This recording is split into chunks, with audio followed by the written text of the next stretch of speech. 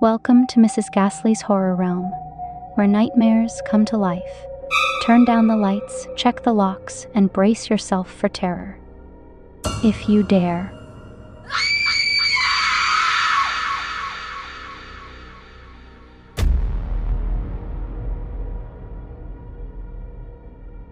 I know how that sounds. Trust me, after 6 months of working graveyard at Quick Stop, I've seen every flavor of weird you can imagine. Meth heads trying to pay with Monopoly money. Drunk college kids stealing condoms. That one lady who only shops at 2 a.m. in her wedding dress. But this is different.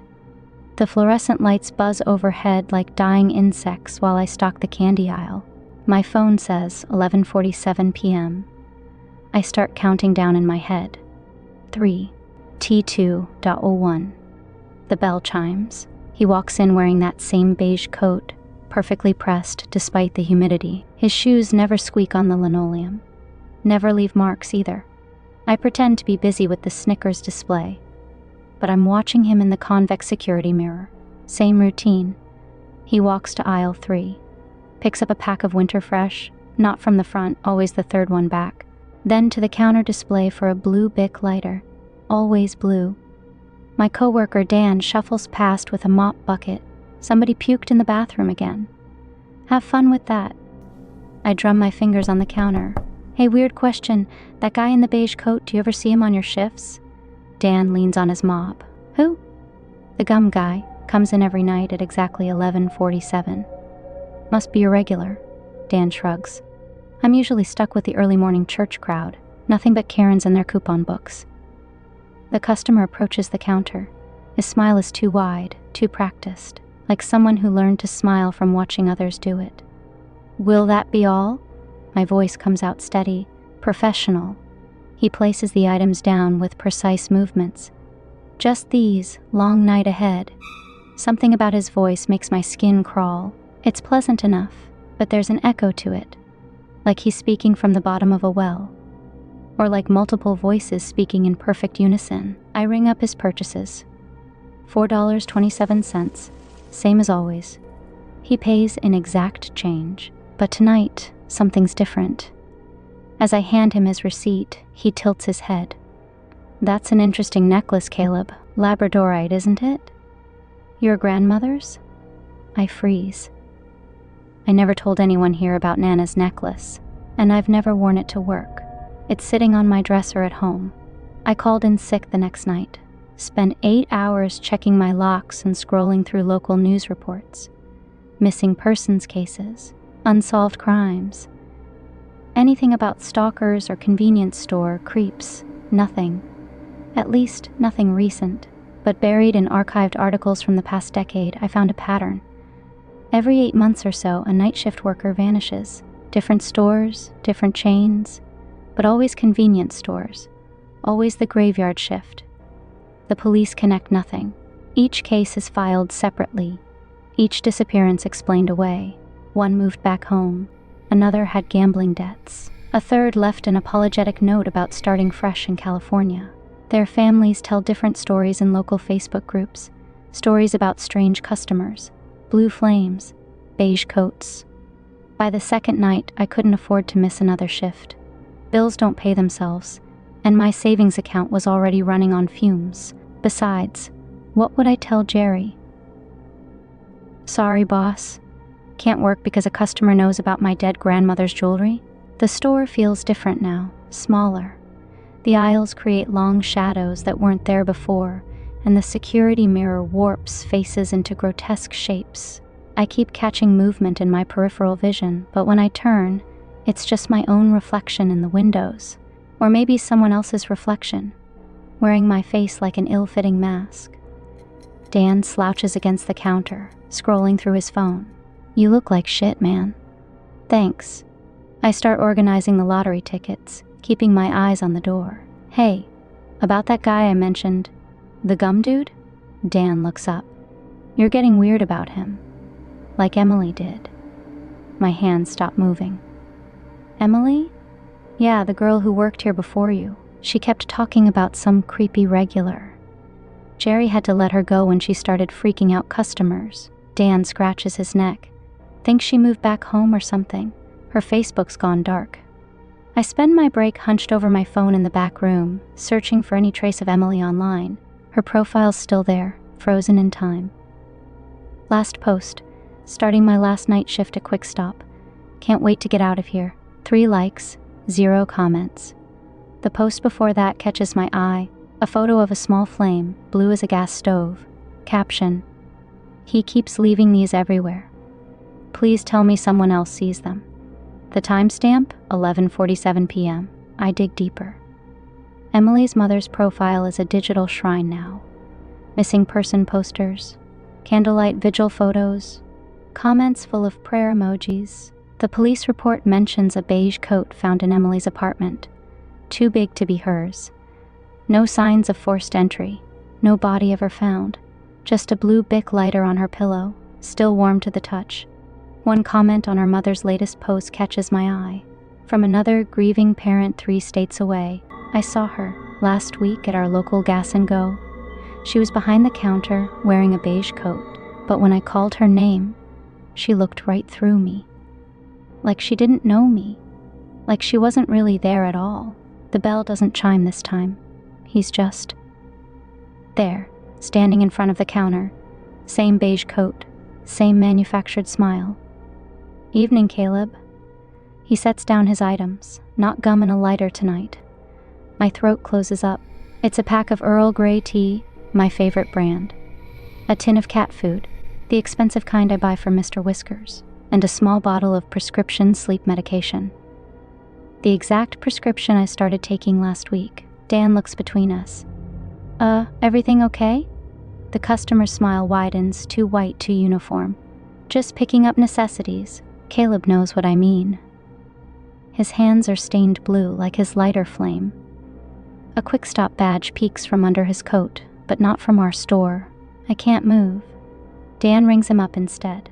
At the door now, though I never saw him walk there, he says, "You should fix that loose kitchen window. Someone could get in." I quit. But when we checked the cameras, I was alone. Now in my bathroom I see it, a receipt taped to my mirror, printed at 3:07 a.m., winter fresh, a blue Bic lighter. On the back, in perfect handwriting, "See you at work tomorrow, Caleb."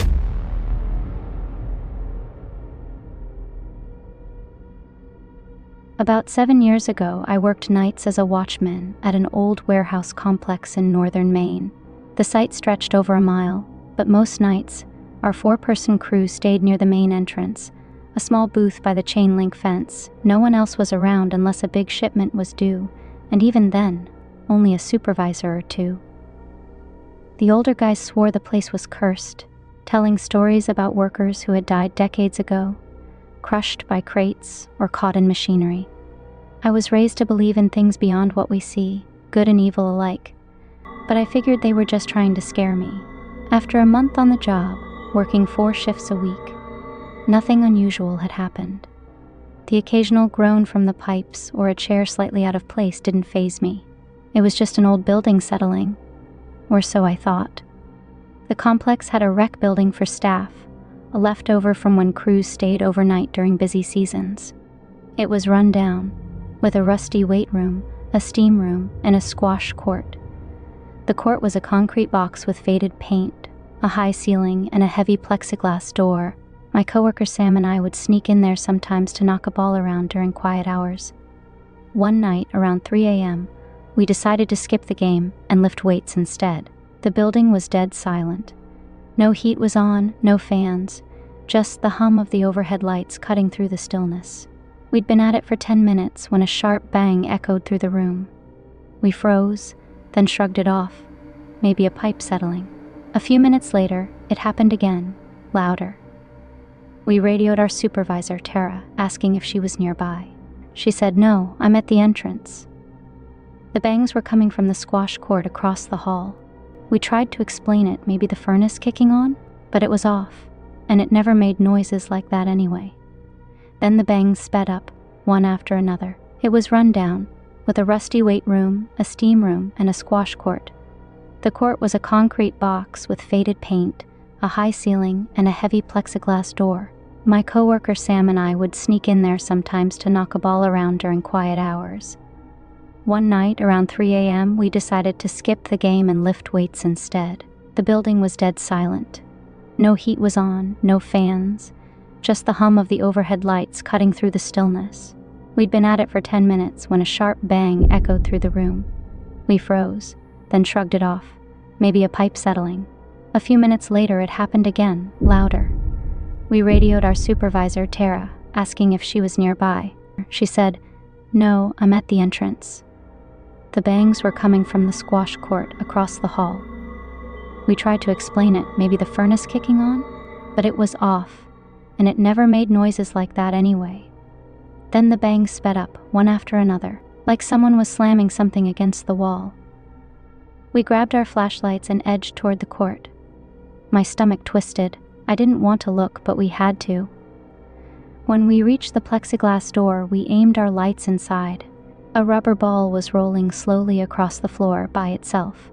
No one was in there. The bangs had to be that ball hitting the walls, like someone was playing a game, but there was no one.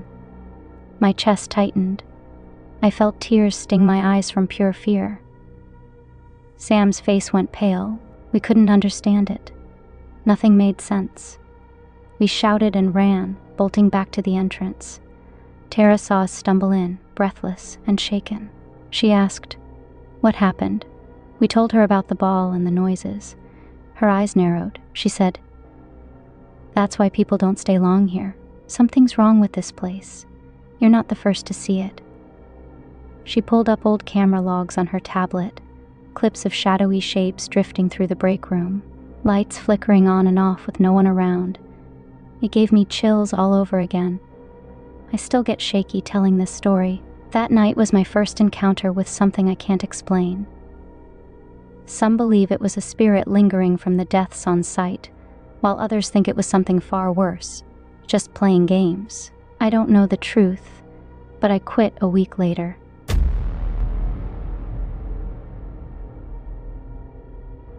It was supposed to be just another night. I had worked at the Velvet Rose for almost 3 years.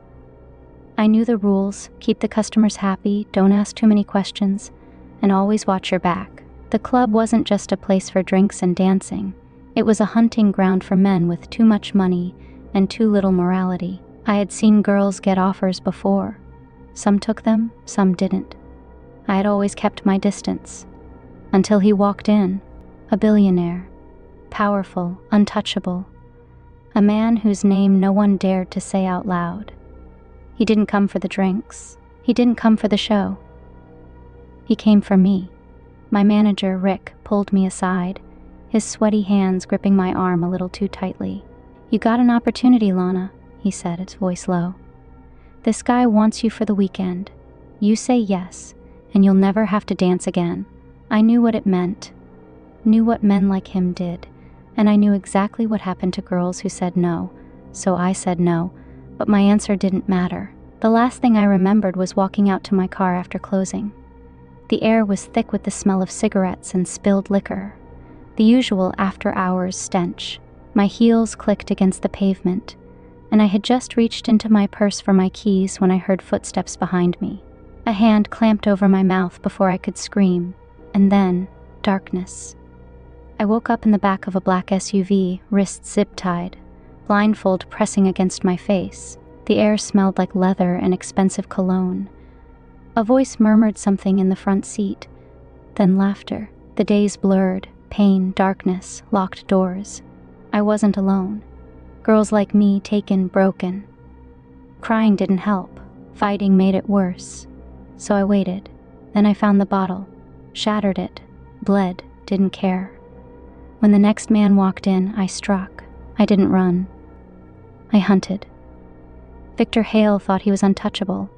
Back at the Velvet Rose, searching for his next victim, music pounded, lights flashed. He didn't see me coming.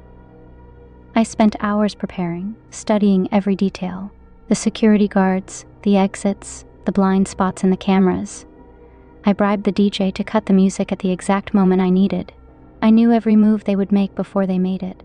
And when the moment came, I was ready. The club went dark. The music cut out. The security cameras, dead. The bouncers, gone. In the chaos, no one noticed when I slipped into VIP room 6. No one noticed the struggle, the crashing furniture, or the muffled screams. I didn't hold back. Every scar, every nightmare, I gave back tenfold. Victor Hale lay bloodied, wrists zip-tied, just like his victims. But I didn't run. I called the police. They found the footage, his secrets, his crimes. He didn't leave the Velvet Rose that night. He left in handcuffs. The club shut down. Good. And me? I walked away. Head high. Fearless. I wasn't just another girl. I was the girl who survived.